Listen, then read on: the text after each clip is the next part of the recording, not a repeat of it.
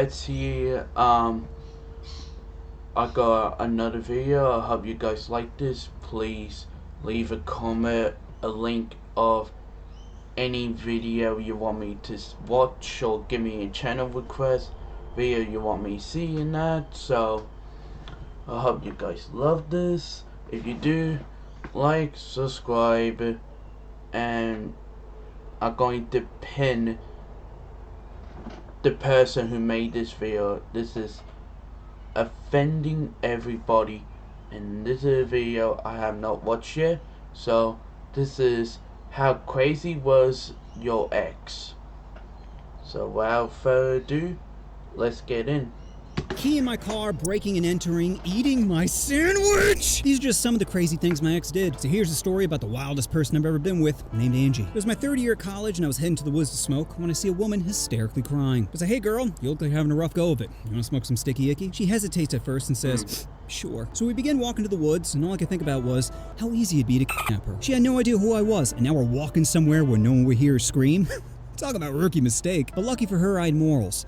And no rope. Anyway, she introduced herself. Hey, I'm Angie. Pleasure to meet you, Angie. I'm Steve Storms. You're lying. Nope, that's my real name. That's crazy, because I have a thunderstorm tattoo in the back of my neck. Here, push my hair aside and you'll see. So I stand behind her, palm her hair, and immediately get aroused. Johnson's like, whoa, we doing this right now? Relax, this is step one. What was that? Oh, a lovely tattoo. Anyway, we get to the woods, and we're laughing, having a good time when I say, so what got you all hot and bothered? Well, I just broke up with my boyfriend. Johnson's like, game on. I said, oh, that's terrible to hear, all while barely making eye contact. She was wearing a low-cut shirt, and it was cold outside. A little hard to make eye contact, you know? Plus, drugs were impacting my decision-making. Sober me is respectful me. High me is fun bags pretty. So after our smoke session, I spit some game and get her number. Now, I'd planned on giving her some time to recover, as she just went through a rough breakup, but after a few days of texting, my Johnson's like, put it in! So I invite her back to my place for a movie. She agrees, and for the first 20 minutes, things are going well, until she brings up her RA. Talk about how hot he is, and how sometimes she sneak into his room and hide under his covers. Needless to say, this was a huge turnoff, and my Johnson was like a deflated balloon. Party over. So after the movie was done, I asked her to leave. The next day, she goes back to flirt texting me, but I wasn't having it. I'm like, girl, why are you writing this to me? Shouldn't you be sending this to your RA? She goes, no, it's not like that. We're just friends. I'm like, yeah, okay. Then my Johnson's like, psst, psst. Remember those nips? I'm like, damn, Jim Dog, you make a compelling argument. Well, I guess I could give her another chance. So I invite her over again for another movie, but this time my roommates aren't leaving. They're like, we gave you the room the other day and you dropped the ball. I'm like, that's a valid point. Whatever. We'll just all watch it together. 10 minutes in and she starts texting me. This movie's boring. Wish we were doing something more interesting. Winky face. So after pondering for a moment, I said out loud, hey, Ange, you want to go in my room? Sure. Then 2 quick high fives to my roommates later. Okay. I thought it would be embarrassing, but he just high fives. Oh my gosh. We're doing the dirty. And this chick was wild. Moaning, contorting her body, whispering in my ear, you're so big. It was magical. Afterwards, I'd even smoked cigarettes and somehow had one in my mouth. I'm like, damn girl, that was some good f***ing. Anyway, Angie came over again a few days after, and a few days after that, and then she started coming over every day. Best part was, she would leave afterwards.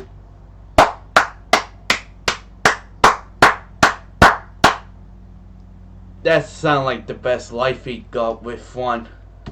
It was the dream. Working with no commitments, what more could a college student want? But what I neglected to realize was how lazy it'd make me. You see, when a guy's hunting for Kitty, he's on his A game. Freshly trimmed, looking sharp, and smelling like a burrito in a nightclub. But when Kitty's guaranteed, we get lazy. I'll give an example. Every Tuesday and Thursday I'd go to karate in the morning. Afterwards, I'd head back to my room where Angie'd be in my bed waiting for me. Now, normally I'd shower first, as I just sweat my balls off, but one day she presses me up against the door and starts me. I'm like, damn girl, if you don't care, I don't care. And this only made me get lazier. Because not only did I stop showering before baby making, but I stopped showering after. That stank just be following me around from class to class. Why does it smell like shit and shame in here? And because poon was guaranteed, I stopped hunting for Kitty altogether. Why go to the bar and spoon feed White Claws into a chick when I already had one back in my room, ready to swallow whatever I gave her? None of that, hey, let's go dancing for 45 minutes as I dry hump you into thinking I'd be good in the bedroom. Bitch is already in my bed twerking. So this continued for the rest of the semester until we're about to head home for the summer. Angie texts me saying, come to my room. We need to talk. Now, normally I'd be freaking out, thinking she's about to say she's pregnant, but there's no way. Because sure, we were dogging on the regs, but she was so good at taking birth control. Every day at 4 p.m., no matter what was happening, she'd snap and say, pills. It's not even like she set alarms. She just had a baby-ending spider sense. That's a drug addict. Time to die, kid. So I went up to her room and she says, do you want a date? Because you'll be living off campus next year and this won't be as simple as going down a flight of stairs to see one another. That's a good point. You know what? Let me think about it. So after a day of pondering, I was like, oh, hell no. Because even though we had great chemistry in the bedroom, the bitch never laughed at my jokes. I'd be killing in the school pool and she'd just be floating there motionless like Matthew Perry's corpse. Start swimming, buddy. Anyway, I meet back up with Ange and let her down the best way I could. She seemed to take it all right, not realizing her brain was beginning to tweak. That summer, I'm on Facebook, posting on a bunch of hotties' walls, not realizing Ange was seeing this, bugging the fuck out. So much so, she would call up my friends hysterically crying. Friends be like, well, you aren't dating, so what's the problem? The problem being, Ange's feelings had tied up her logic and no plans of setting them free. Fast forward to the beginning of fall semester, and my roommates and I are having a party. Things are going great until Ange comes over and starts cock-blocking the shit out of me. She wasn't even pretending. At one point, she sits down in the middle of a Kings game going, I want to play. We're kind of in the middle. Sorry about that, guys. I was just checking on the dogs, see what they're barking at, but just thin air, so let's continue. To me. She wasn't even pretending. At one point, she sits down in the middle of a Kings game going, I want to play. We're kind of in the middle of, whatever, here's some cards. So I go back to macking on the chick next to me when Ange says, I have to go to the bathroom. Ladies, come with me. Keep in mind, she doesn't know any of the women there. So they all pile in the bathroom, and I'm looking at the guys going, this isn't good. A few minutes later, they come out, and surprise, surprise, none of them want to play anymore. I'm like, Ange, what did you say to them? She goes, nothing. I'm like, all right, that's it, bitch. Get the f out. She starts to cry, pretending she's the victim, but I could care less. I knew with her around, I was never getting laid. So I said, get out of here. A few days later, I'm walking to a bar when I see one of my friends across the street. I'm like, Adrian. He looks at me and keeps walking, but my drunk ass is like, well, maybe he didn't recognize me. So I run over and I'm like, hey, homie. Adrian was being real apprehensive, and I'm like, what's wrong, man? Did I say something horrible? If I did, I'm sorry. No, I thought you were angry at me. Why would I be angry at you? Well, Ange said, that's just crazy. Even though we hashed things out, I was still super pissed. Because if Ange is telling this guy I don't want to speak to him, then she's probably doing it to others. Now I'm missing out on connections and experiences because some is lying about me? Oh, I was heated. So drunk me thought, what is the meanest thing I could do right now? I could call her some basic insult like punt or bore, but I'm crafty and I could do better than that. Then it hit me. You see, the last time we were and I thought, you know what, this doesn't feel that tight. So while I was doing her, I stuck in a finger, then two fingers, then I stuck my whole hand. Now granted, my hand was curled, but that's still a lot of digits to cram in a clam. And that's when I came up with the greatest nickname ever, Whoa. Whole Hand Ange. Chef's kiss of insults. So I text Angie. Oh, that really make a lot of people laugh and piss her off. That her new nickname around campus is Whole Hand Ange. Needless to say, she did not take it very well, and texts back literal. Of course. What do you just say? Death threats. It's really brightened up my day, you know? The next day I get a text from a number I don't recognize, and it turns out it's Ange's sister. She goes on this huge rant of, you have no idea who you're messing with, and I'll ruin your life for disrespecting my sister. Do you know how insane she is? Do you know what she done? No, they're both stupid.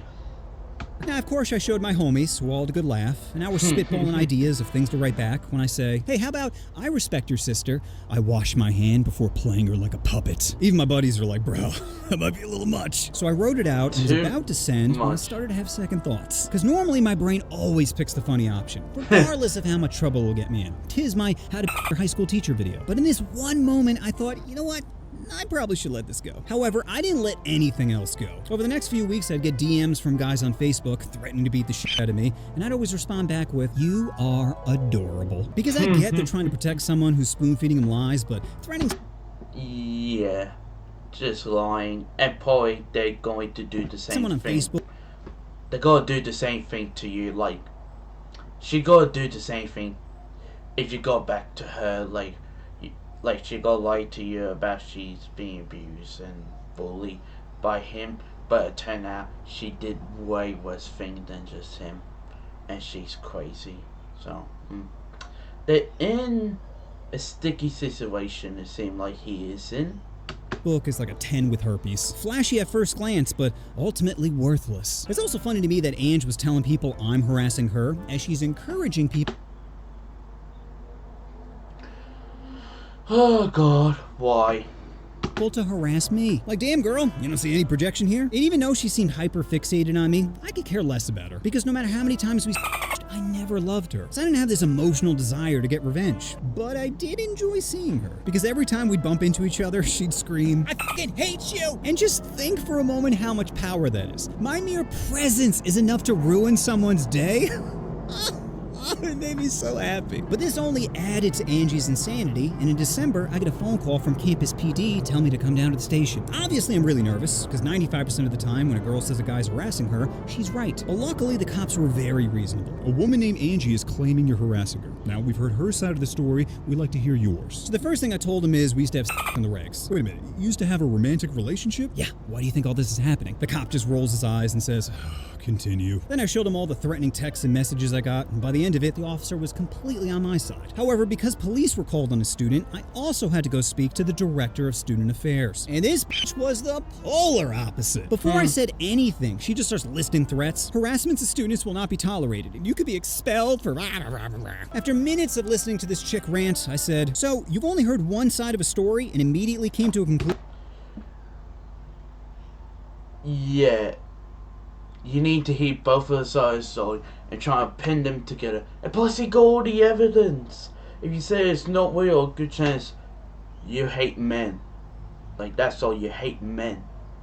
Conclusion? Huh, I didn't realize an accusation was a conviction. Maybe you should take some of my criminal justice classes and see how gathering evidence is important when it comes to a potential crime. Yes. Needless to say, she was pissed, but I just sat there arms crossed like, I know you got nothing, bitch. Fast forward to Valentine's Day, and I'm dating this lovely girl named Rachel. We're both walking on campus holding hands when we bump into Angie, who goes ballistic, screaming, "Fuck you, you piece of shit." My girl starts chewing her out, saying, "He doesn't want your stinky cooter anymore, you flat-faced bitch." I'm laughing, dragging my girl away, saying, "It's not worth it." Just ignore her. The next day, I get another call from campus police, so I go down to the station and speak to the same officer who says, So we got more complaints of harassment? "Officer, I've done my best to avoid her, and in the time I've spoken to you, I've only bumped into her once on Valentine's Day when I was with my girlfriend." Officer was trying to remain professional, but I could tell he's like, "Ugh, I can't believe I gotta deal with this nonsense." A week later, I get a call from Ange saying, "We need to talk." I'm thinking she's gonna try to bury the hatchet. Nope. Turns out her paranoia was at max, and she says, "I know you keep stalking me, and if you don't stop, I'll be forced to take legal action."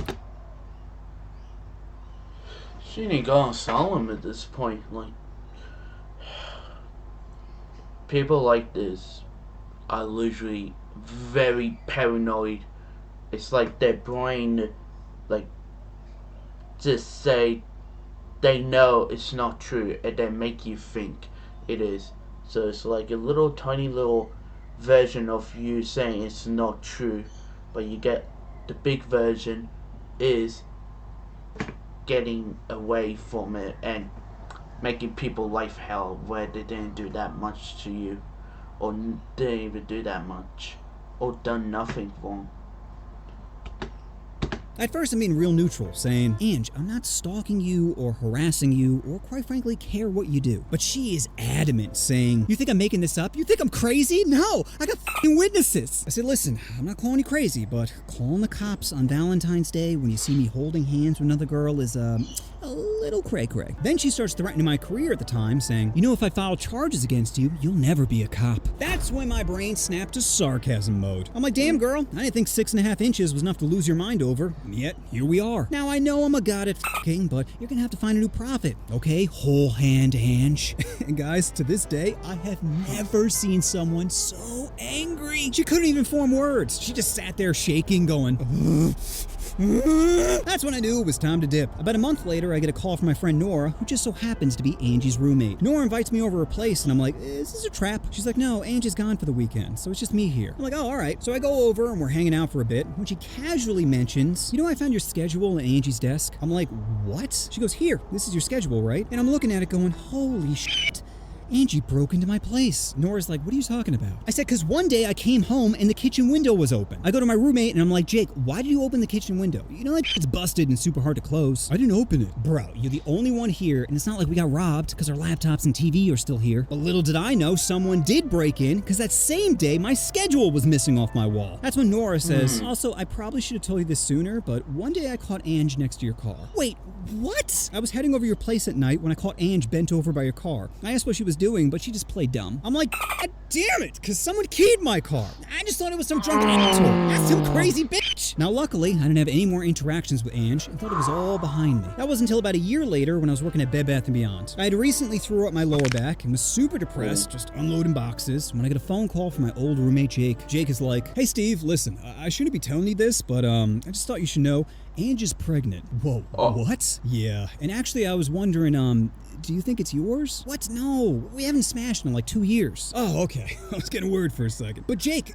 you know what this means, right? That you won't be a father? Well, of course that, but it means she trapped someone. What? She trapped someone, Jake. She was so distraught over the fact I could just with her for over a year and have no feelings that she found a way to make someone stay forever. What if she just forgot to take birth control? She never forgets to take birth control, Jake! Besides, it's still effective even if you forget to take it for a few days. She trapped someone, and it could have been me, Jake. This crazy bitch could have ruined my life. But instead, I get to live and see a sunrise one more time. Glad I can make your day, Steve.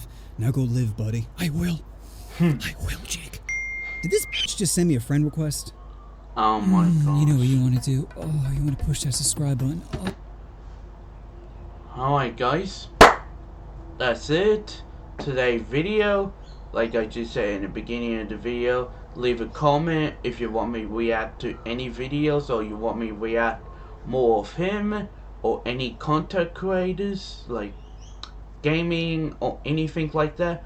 Just like, subscribe, and without further ado, that's all I gotta say. See ya.